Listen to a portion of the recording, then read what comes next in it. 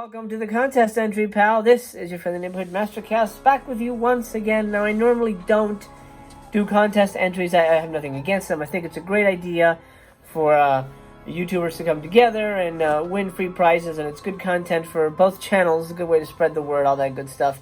But I normally just don't have time to do contest entries. I am doing the daily vlogs, sometimes 2 videos a day, so my time is very limited. Today, as a matter of fact, I'm doing 3 videos. This one is a very special one. I'm doing this entry because it is for my really good YouTuber friend, Todd E Walnuts. He has hit 4,000 subscribers. Congratulations again, Todd. That is amazing, amazing, amazing. You deserve way more, of course, but 4,000 is a huge milestone, and I am here to celebrate with you and enter your amazing contest because, guys, you know what he's giving away? I'm about to scan here. It is a region-free 4K Blu-ray player. Region-free. That's a game changer for me in terms of content. I have to only get Region A, Region 1 discs and box sets because I don't have capabilities of playing region-free stuff. If I had a 4K region-free player, oh my god, game changer, right? I could get anything I want from Zavvi. I could get anything I want from Indicator. Of course, that would probably not make my wife happy, but I hope she doesn't watch this video, and I'll have a discussion with her down the road when I do win it. If I win it, I hope I do. What would I do with a region-free 4K Blu-ray player? Well, my friend, I would essentially rape the hell out of it with region-locked content. He wants us to answer 6 questions, so to not beleaguer the point, I'll get right to it. Number 1, what have I been watching? Either movies, TV shows, or YouTubers that I've been watching that have been helping me get through the quarantine. Well, funny enough, I restarted, I should say, Mastercast because of the quarantine. I needed something to do, something to keep me sane, and here we are today, almost 4 months in. It's amazing. I'm having a blast. I hope you're enjoying the content as well. But I am gonna sound like a kiss ass, but honestly, Todd was the first guy that I watched in terms of the Blu-ray collector content and Blu-ray collector YouTubers, movie YouTubers and things like that. So I would say Todd helped me get through the quarantine, and I hope I'm not brown nosing there. It's an honest thing. Todd led to other people as well. Undead Nightmare and Euphoria Pictures, Mondo Chelovek, Art with Horror, Splash with Ariel, all these amazing YouTubers that have become friends of mine. I'm so grateful for that. You have no idea what that means to me to be accepted by you guys. That means a lot to me. So those YouTubers 100% got me through the quarantine. Red Letter Media, I love Red Letter Media. Wet Movie 1, my buddy, Brendan's amazing. I love his content. Cinestalker, Danny's a friend as well. I watch his stuff. Luna Meow, good friend of mine, and I watch her stuff all the time. So yeah, YouTube has helped a lot for sure. And when it comes to TV shows, I'll just briefly mention I rediscovered Star Trek: The Next Generation. I'd watched it long ago. It was on Netflix, so I just to watch it because that show has a really good vibe. And man, I am digging the hell out of that show. That is a fantastic show. So Star Trek: Next Generation and Community, actually Community, rediscovering Community. The hilarious damn show, and New Girl as well on Netflix. I didn't see Community or New Girl when they were on TV, but I rediscovered them on streaming, and I love those shows. Goldbergs, that's another one. Goldbergs, the sitcoms Goldbergs. Holy God, Goldbergs is hilarious. If you haven't seen Goldbergs, do yourself a favor and watch that. Number 2, he wants us to talk about what upcoming release we are the most excited about. Honestly, there's, I'm going to say 3 off the top of my head that I'm really, really, really jazzed for. Of course, number 1 is the giant, massive, Big Daddy Friday the 13th Scream Factory box coming, in just a matter of weeks, relative to when I'm shooting this video. Really excited for that massive box set, the poster, and all the gewgaws and doodads that comes with them. So excited for that. Number 2, the Fellini box set, the Essential Fellini box set from Criterion. I'm a big Fellini fan. He's probably my favorite European director, if I'm being honest. I really love almost all of his movies. Where, like, Bergman, I like Bergman, but some of his movies, nah, man. But Fellini, I think, always strikes a chord with me, at least emotionally. So, Essential Fellini box set would be number 2. Number 3, this is from Vinegar Syndrome. And this is, of course, Deadly Games, also known as Dial Code Santa Claus. This is coming out on 4K! People! 4K! I could watch it in 4K if I had a player! Oh, boy. Anyway, Deadly Games, Dial Code Santa is an amazing movie. Such a fun movie. Think Lethal Weapon meets Home Alone meets Die Hard. You'll get an idea. It's a very awesome French movie. Really sort of a grown-up Home Alone. But we're still with a little kid, and except burglars, it's a psychotic Santa Claus that wants to kill the boy. Amazing movie. Really amazing movie. I'm surprised more people don't know about it. I'm surprised it's taken this long for the word to get out about this masterpiece of a film. So those three are the ones I'm most excited about. Next, Todd wants us to show him our 5 favorite DVD, VHS, or Blu-ray covers from our collection. So, here goes. We'll start with VHS, because of course that's the oldest format. This is Mistress of the Apes. Look at that. Ooh, Mistress of the Apes. Ooh, not a good movie, but who cares? Because look at this cover. Mistress of the Apes. I love this cover. I miss painted covers so bad. Then this is a favorite movie and a favorite cover of mine, The Monster Club. This was a movie that I watched with Elvira back in the day when it was, I believe it was on Thriller Video when she was hosting it. I remember looking at this cover and getting really freaked out. There was just something really freaky about those monsters like hiding in the wall, and the look on Vincent's face there. And there was something really eerie about this cover. There's something about it. The designs of the monsters look very kind of like, almost EC horror comics in a way. There's something really freaky about that cover. Next, a couple of new ones. How about a couple of new ones? Next would be Pandemonium from Vinegar Syndrome. I love this Slippy Dippy very much. It's not a great movie, but I really enjoy this cover. The back has lightning as well, so that's quite exciting. I just love this. I just really love this cover. Like just the combination of elements, the placement of things. There's just something really lovely about the way this is all put together. This is a favorite of mine, and it's a very simple cover, but it's very eerie, and I love it. Popcorn is one of my favorite slasher films. Such a wonderful, wonderful movie. This cover is so simple. It's not as fancy as the ones that have been coming out, but this is the original cover, and I love this because this reminds me of VHS days, video store days, when I would go to my local video store and look for crazy shit to rent, and I would always see the popcorn cover, and I rented this a handful of times and loved this movie so much.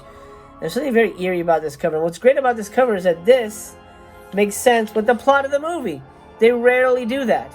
Next, I thought I'd break out a box set to change things up a bit, but this is an amazing box set to have. This is the Zatoichi box set. I'm currently working my way through the movies slowly on Master Chaos Theater. This is a 25 film box set. Look at the artwork on this beast of a release.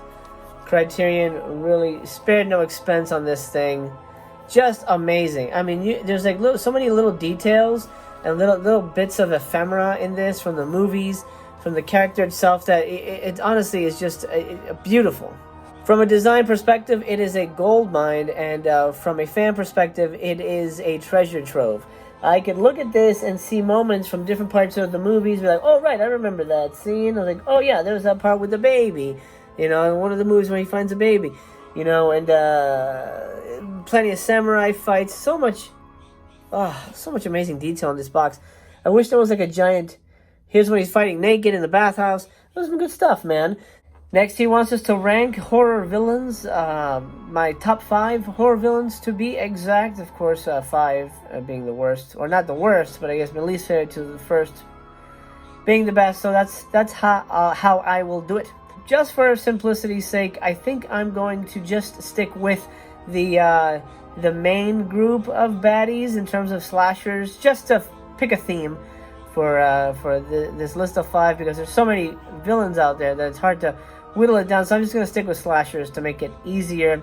Number 5 would be Freddy. I'm not a huge Freddy fan. I like him, but I don't love him. Number 4 would probably be Dr. Giggles. I love Dr. Giggles very, very much, and I wish they had made sequels to that movie. Number 3 would be, let's go with Jason. Oh, wait. God, yeah, Jason. I'll go Jason, number 3. Jason is number 3. Number 2 and 1, I'm sort of torn. here. I'm gonna say Ghostface number 2. Ghostface is number 2. Technically, it's not one villain, so I know it may not count, but I'm gonna count it because Ghostface as a character exists in the world. So Ghostface himself, regardless of who plays him, is one of my favorite icon villains. Number 1 would be Chucky. Chucky, because Chucky was the first horror movie that I watched with my parents and I grew up with, and I love that franchise, and it means a lot to me.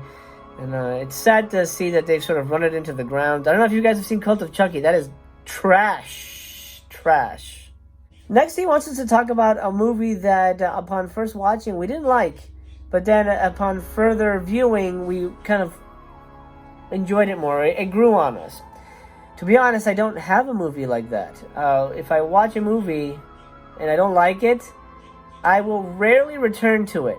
I will 100% say, no, that's not for me. And I rarely have a movie that has grown on me in the long run. There's a couple movies where, I didn't like them and I just rewatched them just to see if I could get into them, and it just didn't work. Case in point, GoldenEye, the James Bond film. I wanted to like it, but I just can't. There's something about it that just does not work for me. I don't know if it's just the locations. I think Brosnan is a fantastic Bond. Don't get me wrong, but there's something about that movie that just doesn't work for me, and I can't wrap my head around it. You know what?